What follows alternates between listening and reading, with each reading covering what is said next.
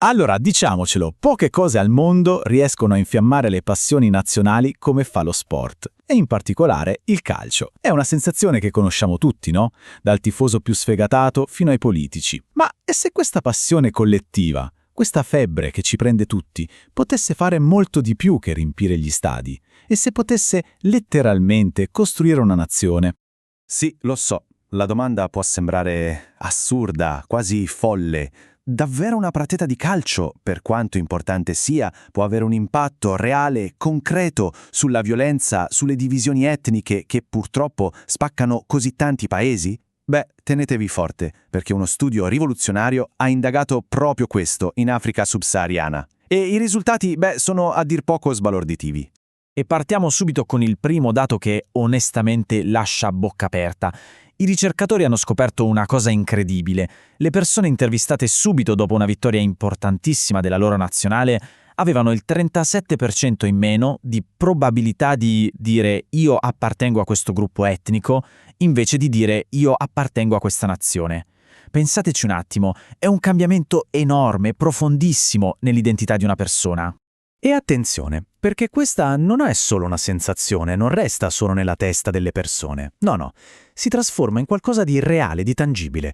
Guardate qui, i paesi che sono riusciti a qualificarsi per un soffio alla Coppa d'Africa hanno visto nei mesi successivi il 9% in meno di conflitti civili. Rispetto a chi? Rispetto a quei paesi che sono stati eliminati per un pelo. Meno violenza, letteralmente, grazie al calcio. La domanda a questo punto è una sola, ma come diavolo è possibile?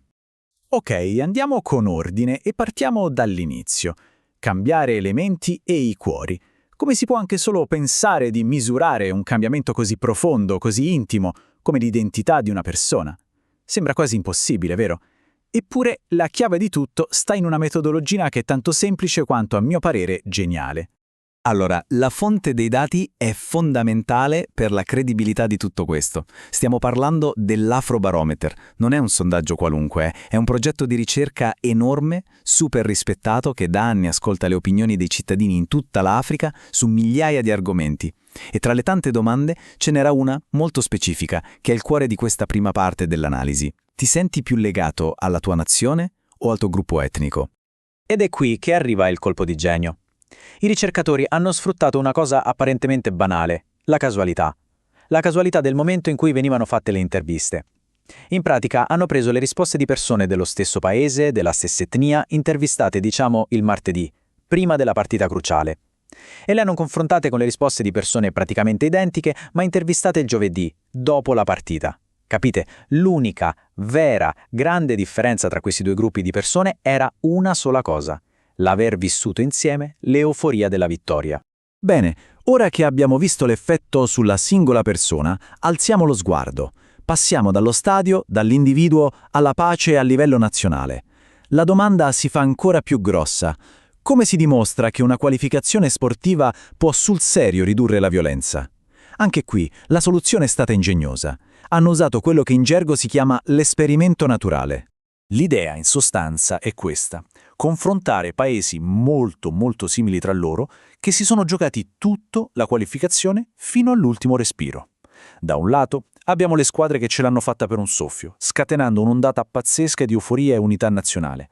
Dall'altro lato, quelle squadre escluse per un niente, un dettaglio, una differenza reti, un gol maledetto all'ultimo minuto. Capite il punto? La vittoria o la sconfitta in questi casi è quasi casuale, e questo permette di fare un confronto pulito, quasi perfetto, tra l'effetto della gioia e quello della delusione. Ma facciamo un esempio concreto per capire bene di cosa stiamo parlando. Torniamo indietro nel tempo. Qualificazioni per la Coppa d'Africa del 2012. Siamo nel gruppo A, è l'ultima giornata e la tensione è alle stelle. Guardate la classifica. Mali a 9 punti, Zimbabwe a 8, Capoverde a 7. Solo una di loro andrà avanti. Un solo posto per 3 nazioni. E allora ecco cosa succede in campo. Capoverde fa il suo e batte lo Zimbabwe per 2-1. Nel frattempo, colpo di scena, il Mali, che era favorito, sta solo pareggiando 2-2 contro la Liberia, che era già eliminata. Vi immaginate la tensione, le radio accese, i calcoli fatti in tempo reale? E così arriviamo alla classifica finale. Guardate, Mali e Capoverde finiscono entrambe a 10 punti, a pari punti, ma chi passa? Passa il Mali, per la differenza reti. Un solo misero gol ha separato l'estasi di un'intera nazione dalla delusione di altre due. Ed ecco il punto chiave. È proprio questo margine sottilissimo, quasi casuale, che ha permesso ai ricercatori di dire «Ok, l'effetto che misuriamo è proprio quello della vittoria e nient'altro». Ok, fin qui abbiamo visto che l'effetto c'è, è reale, si può misurare, ma ora arriva la domanda forse più interessante di tutte. Perché? Perché funziona? Quali sono i meccanismi, le molle psicologiche e sociali che una semplice partita di calcio riesce a far scattare con una forza così travolgente? Beh, la ricerca ci dice una cosa importante. Attenzione, non tutte le vittorie sono uguali. L'effetto per dire è quasi zero per le amichevoli, ma esplode, diventa potentissimo per le partite che contano, quelle da dentro fuori.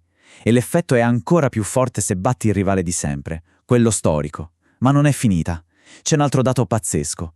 L'impatto è maggiore quando la nazionale è un mix di etnie diverse, perché diventa un esempio vivente, un modello di come si possa lavorare insieme. E per finire, le vittorie più potenti di tutte, quelle inaspettate, le vittorie alla Davide contro Golia, e quelle che arrivano in paesi dove lo Stato magari è un po' più debole, un po' meno presente.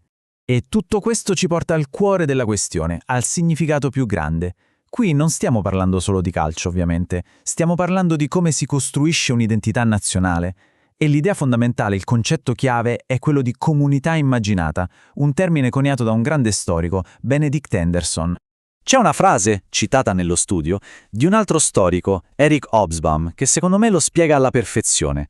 Dice così: la comunità immaginata di milioni di persone sembra più reale come una squadra di 11 persone nominate.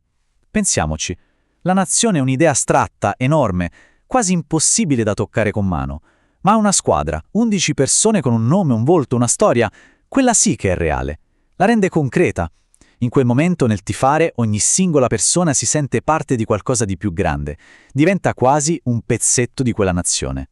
Quindi arriviamo al punto cruciale. Se un'esperienza così intensamente emotiva e collettiva come una partita di calcio riesce anche solo temporaneamente a superare divisioni profonde e a ridurre la violenza, questo ci apre una finestra di opportunità incredibile e ci lascia con una domanda che va ben oltre lo sport, una domanda fondamentale. Quali altre esperienze condivise possiamo creare? Quali altri momenti possono avere questo potere unificante? E soprattutto, come possiamo sfruttarli per costruire delle comunità che siano davvero più unite e più pacifiche?